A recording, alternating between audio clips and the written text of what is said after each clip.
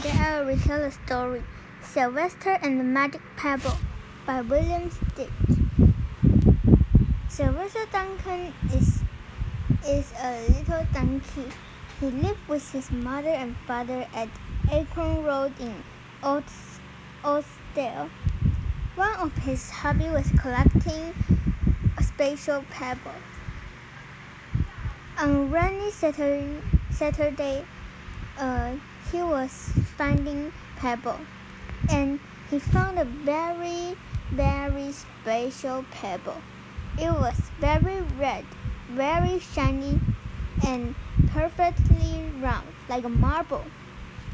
But he was starting to shiver, probably from excitement. But some of his shiver is because it was raining, so he was cold.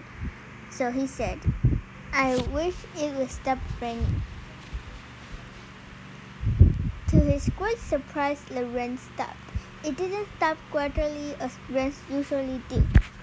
It suddenly stopped.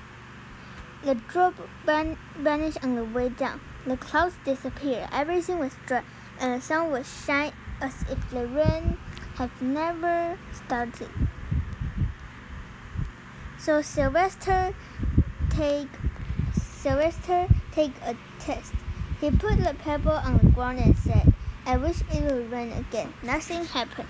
But when he said the same things, when he holding the pebble in his hoof, the sky turned black.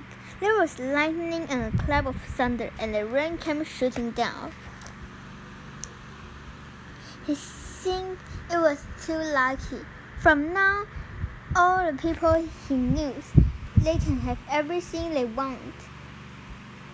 So he wished the sun shined back in the sky, and he wished a wart on his left hind felt like it disappeared, and it did. And he started home. He wanted to amazing his father and mother with his magic pebble. He could hardly wait to see their face. Then, he see a lion on the strawberry hill. So he was too frightened.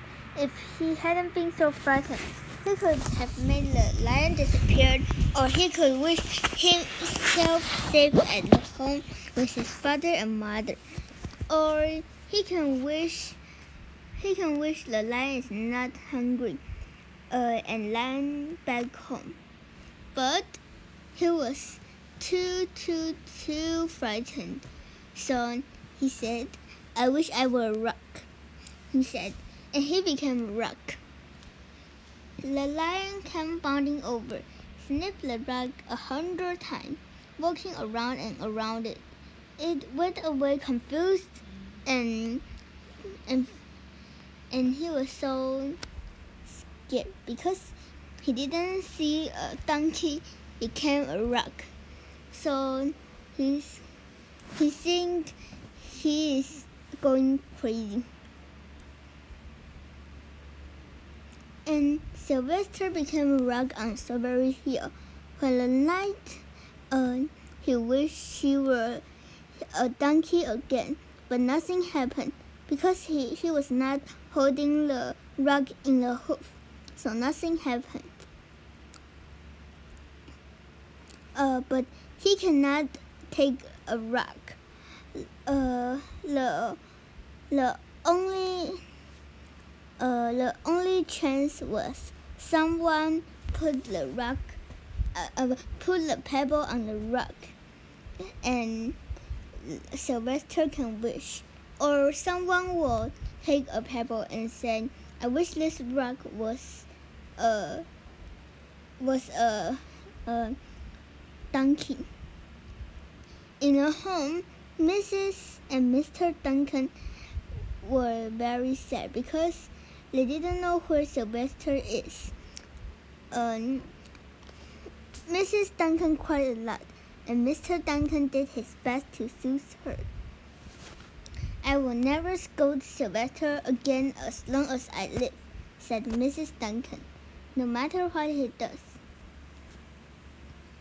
at dawn, they went asking all their neighbor, the pig and the chicken, "Did you see Sylvester?"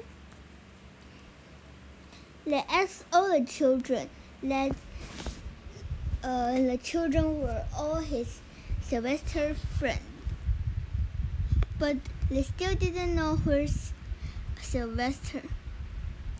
They asked the police, and the police could not find their child. And all the dogs in the old dell went searching for the Sylvester. They sniffed behind every rock and trees and blade of grass, into every nook and gully of the neighborhood and beyond, but they cannot find Sylvester. And they sniffed the rock on the strawberry hill, but it smelled like a rock. It didn't smell like Sylvester. After a month, the police cannot find Sylvester, and no one sees Sylvester. Mr. and Mrs. Duncan no longer knew what to do. They tried their best to be happy, to go about their usual ways, but their usual ways include Sylvester, and they were always reminded of him. They cannot find Sylvester, so they were sad. Night followed day, and day followed night, over and over again. Sylvester on the hill woke up less and less often.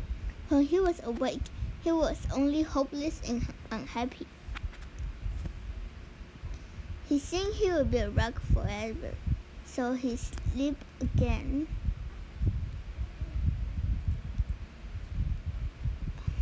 Leaves were on the trees again. Flowers showed their young face. The spring is came. One day in the May, Mr. Duncan and Mrs. Duncan go on a picnic. "Let's cheer up," Mr. Duncan said. Let us try to live again and be happy even though Sylvester, our angel, is no longer with us. They went to Strawberry Hill. They sat down on a rock. The warmth of his own mother sitting on him woke Sylvester from his deep winter sleep. How he wanted to shout, "Mother, Father, it's me, Sylvester. I'm right here."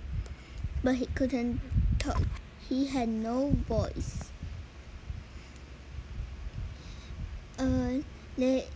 They set out the picnic food on the rock: alfalfa sandwich, pickles oat, sassafras salad, Timothy compote. Suddenly, Mr. Duncan saw the red pebble. He said, "What a fantastic pebble! Sylvester would have loved it for his collection." So he put the pebble on the rock. Mrs. Duncan said, "You know, Father," she said suddenly, "I have the strangest feeling that our dear Sylvester is still alive and not far away." I am, Sylvester wanted to shout. If he had realized that the pebble resting on his back was the magic pebble. "Oh, how I wish he were here with us on this lovely May Day," said Mr. Duncan. Mrs. Duncan. Mr. Duncan looked sadly at the ground. "Don't you wish it too, Father?" she asked.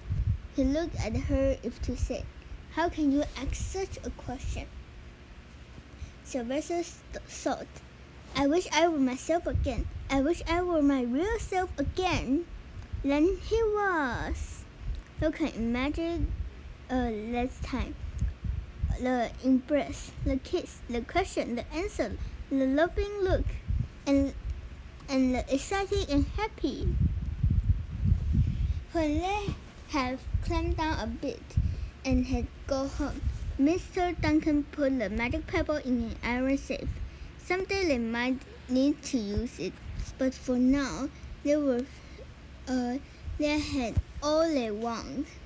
The end.